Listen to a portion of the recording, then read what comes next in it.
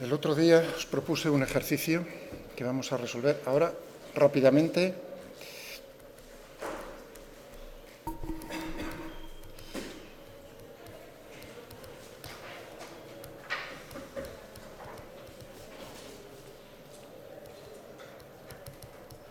Del acantilado, ¿no? Lo llamaba así, por así decirlo.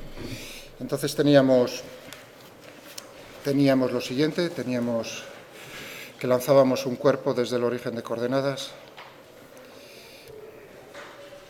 Si este es el eje Y, este es el eje X, la gravedad actúa así, las condiciones iniciales eran estas, ¿de acuerdo? Y nos decían que actuaba la fuerza del aire, era proporcional a la velocidad y la gravedad, es decir, que la segunda ley de Newton, en este problema, en dos dimensiones, más la fuerza que ejerce el aire sobre esa pelota que lanzábamos, tiene que ser igual a la masa por la aceleración. Esta es la segunda ley de Newton. Nos decían que esta fuerza del aire era proporcional a la velocidad, se opone a la velocidad, y nos decían que entonces tenía esta forma, es decir, que la segunda ley de Newton más, lo pongo así adrede para que os quede suma vectorial de... Muy bien, lo que necesitamos es naturalmente la aceleración y descomponer en las componentes X e Y, ¿de acuerdo? Entonces tenemos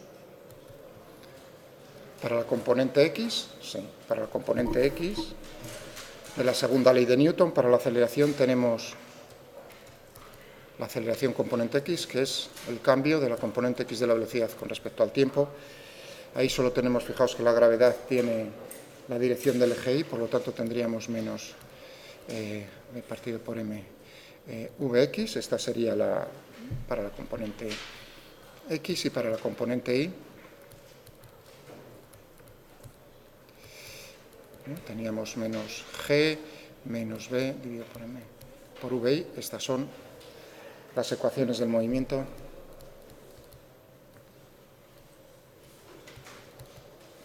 de esa pelota que lanzamos desde el acantilado.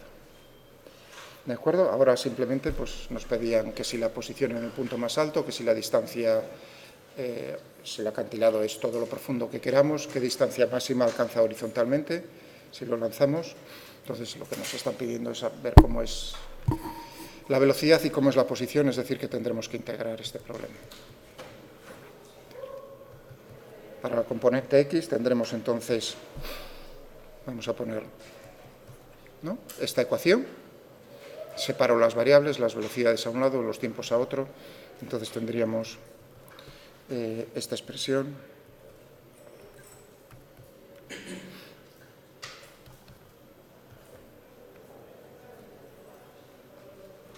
De acuerdo con los límites de integración entre 0 y t, v0x y vx.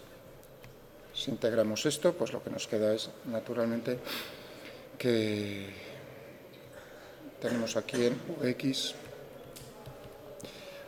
v0x por e elevado a menos b dividido por m por t. Como se podía comprobar de estas ecuaciones, b dividido por m tiene unidades de tiempo a la menos 1. Dimensiones de tiempo a la menos 1 y unidades de segundos al menos 1 en el sistema internacional. Y en cuanto a la componente Y de la velocidad, pues tendríamos, si integramos con cuidado,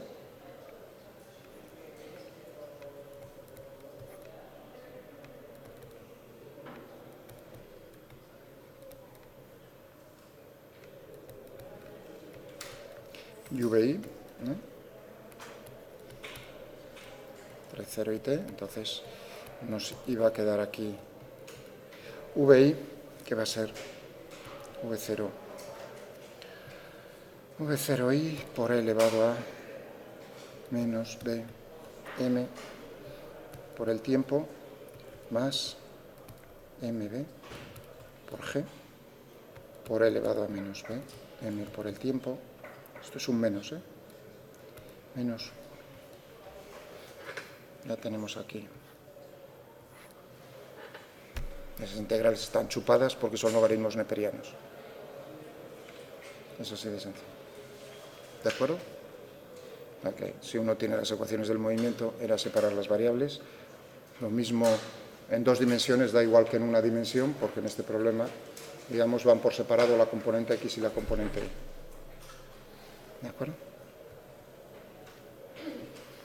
Entonces, también si, vamos a ver, sí, si volvemos a integrar,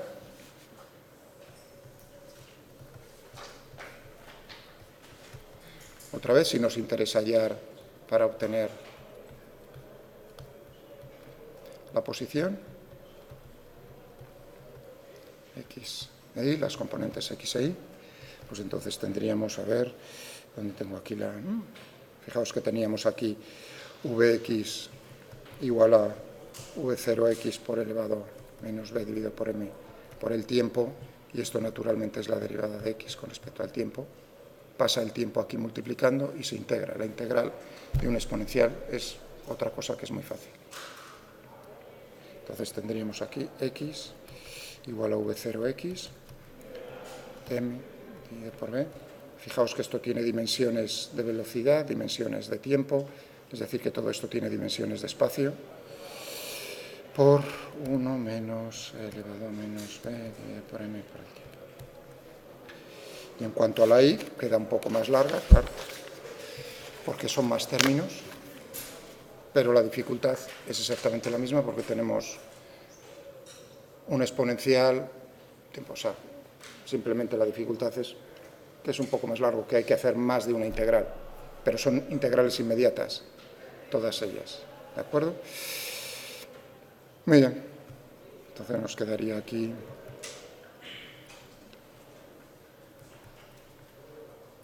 si integramos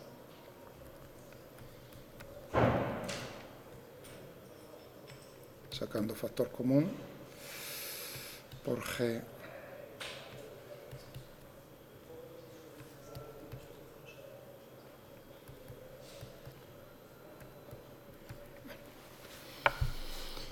Bueno, ahí tenemos ya todo. Tenemos para x y para y, para vx y para vi. ¿De acuerdo? Bien, y nos preguntaban dos cosas. Nos preguntaban,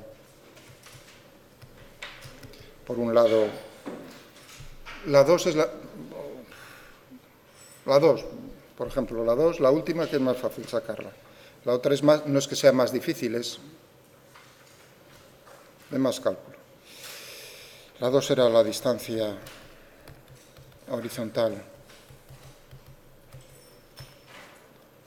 máxima que alcanza, teniendo en cuenta que el acantilado es lo suficientemente profundo. Eso significa que entonces tenemos todo el tiempo que queramos, es decir, que hacemos el tiempo a infinito. Eso significa que la expresión elevado a menos, fijaos que b dividido por m es tiempo a la menos 1 por el tiempo, todo eso es adimensional. Esto tiende naturalmente a 0, es decir, que nos queda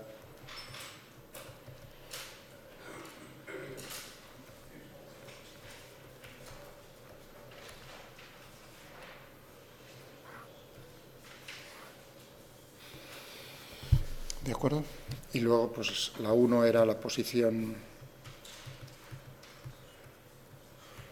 más alta en su trayectoria.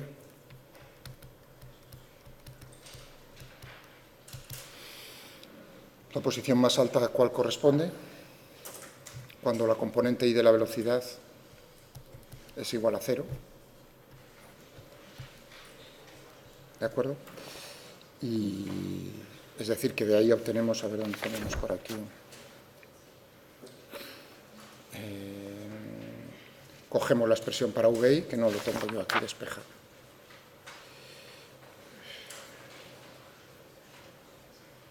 A ver, sí, espera, ¿dónde tengo yo vi?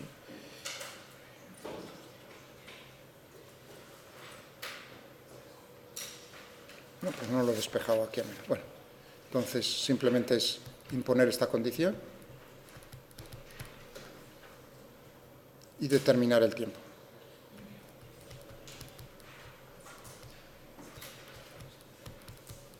Determinar el tiempo, ¿no?, que tarda en que se alcance esa condición, y una vez que tenéis eso, lo metéis en x de t e y de t, en las expresiones que tenemos antes. No sé por qué no lo despejé yo aquí cuando vine. Bueno, ¿qué le vamos a hacer? ¿Alguna pregunta sobre ello, rápido, antes de pasar a otra cosa? Yo no entiendo cómo se calcula la distancia recorrida en el aire. No, era la distancia horizontal máxima que alcanza. No. ¿Una apuesta? ¿Nos apostamos?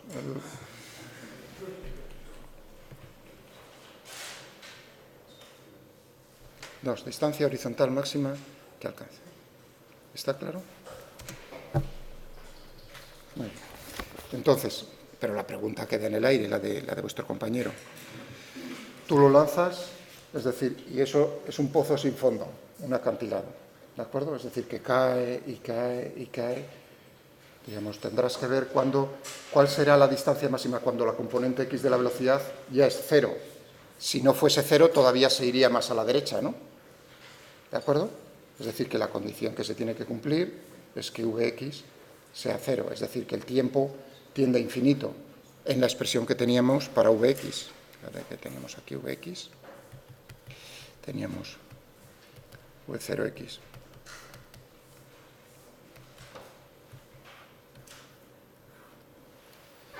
¿De acuerdo? Cuando esto tiende a cero, naturalmente, cuando t tiende a infinito. O sea que tu pregunta está muy bien, porque yo ya lo digo, tú lo estás dejando caer todo el tiempo que quieras. Naturalmente, si lo estás dejando caer, la componente x de la velocidad tiende a cero. Naturalmente, entonces, tenemos lo que... Si tuviese fin al acantilado. Pues entonces habría que ver las condiciones. Ese problema es más lioso porque tienes las condiciones en x y en y, entonces tendrás que ver, pues como en cualquier problema de tiro parabólico. Pero, por ejemplo, la distancia alcanzada sobre un suelo horizontal, digamos, sale una ecuación que a mano no es agradable. Entonces, por eso no lo pregunté. Pregunté la distancia máxima, no la distancia sobre un suelo horizontal. Por eso dije lo del acantilado sin fondo, para que fuese inmediato. Muy bien. Pensad, si tenéis más preguntas, me las hacéis, pero por el correo electrónico. Vamos a ver.